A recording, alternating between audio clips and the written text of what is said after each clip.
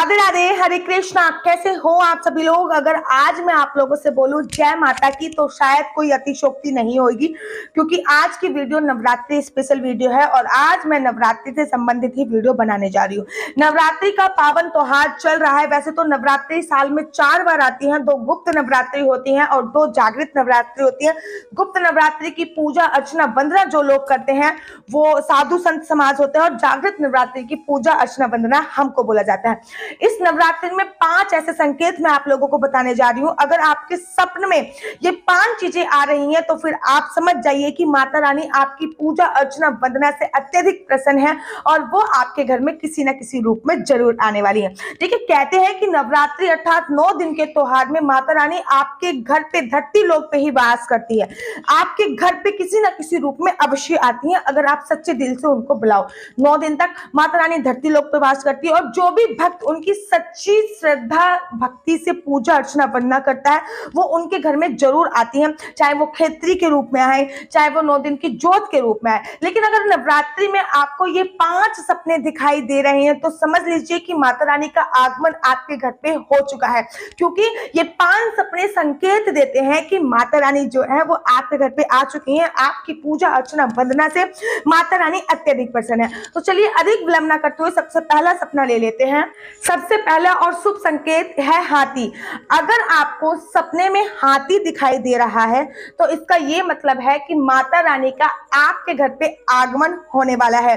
सपने में नवरात्रों के समय पे हाथी दिखना बहुत शुभ संकेत होता है और कहते हैं कि माता रानी का आगमन हमेशा किसी न किसी सवारी पे होता है। जैसे कि इस बार माता रानी का जो आगमन हुआ है वो नौका पे हुआ है, तो हाथी दिखना बहुत सही सपना माना जाता है नवरात्रों में। और कहते हैं कि आपके घर पे जल्द ही कोई हाथी की तरह विशाल खुशखबरी आने वाली है।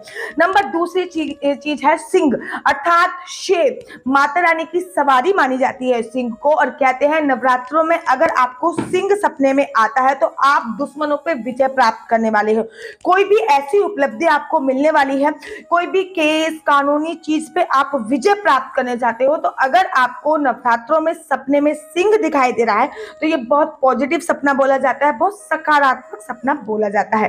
तीसरी और जरूरी चीज होती है वो होती है सुहाग का सामान। अगर नवरात्रों में आपको सुहाग का सामान, आपको सिंदूर दिखाई दे रहा है, ये नहीं कि फाउंडेशन और लैक्मी का ये और सुगर का ये नहीं, लिपस्टिक दिखाई दे रही है, सिंदूर दिखाई दे रहा है, काजल दिखाई दे रहा है, चूड़ी दिखाई दे रही है, तो ये बहुत शुभ संकेत है कि माता रानी आपसे बहुत प्रसन्न है और आपका जो दाम्पत्य जीवन है वो खुशहाली से भरने वाला है इस साल। और साथ ही के साथ आपके घर पे अगर संतान नहीं है तो संतान का भी आगमन होने वाला है।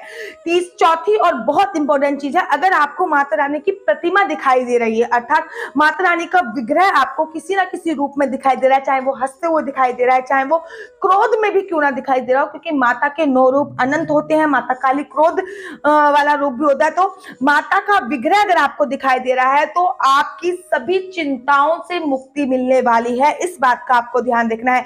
छठा और पांचवा और बहुत इंपॉर्टेंट, कन्या का रूप। अगर आपको कन्या दिखाई देती है, चाहे वो आपकी कन्या हो और वो कन्या 8 साल से छोटी है, चाहे वो हलवा पूरी खाते हुए दिखाई दे रही है, चाहे वो कैसी भी कन्या आपको दिखाई दे रही है, तो ये भी बहुत शुभ संकेतों में आता है।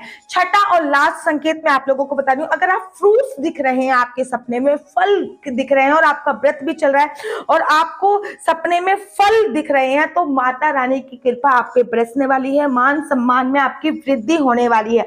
आशा करती हूँ कि ये वीडियो आपकी अच्छी लगी होगी। छोटी सी वीडियो है, डिटेल में मैंने आपको बताया है कि ये 6 सपने आपको बताते हैं कि माता रानी की कृपा आप पर होने वाली है। अगर आप ये भी चाहते हो कि मैं आपको ये बताऊं कि माता रानी आपकी पूजा अर्चना वंदना स्वीकार कर रही है या नहीं, उस पर डिटेल में अगर मैं वीडियो चाहते हो तो मुझे कमेंट कीजिए, मैं उस पर भी डिटेल में वीडियो बनाऊंगी।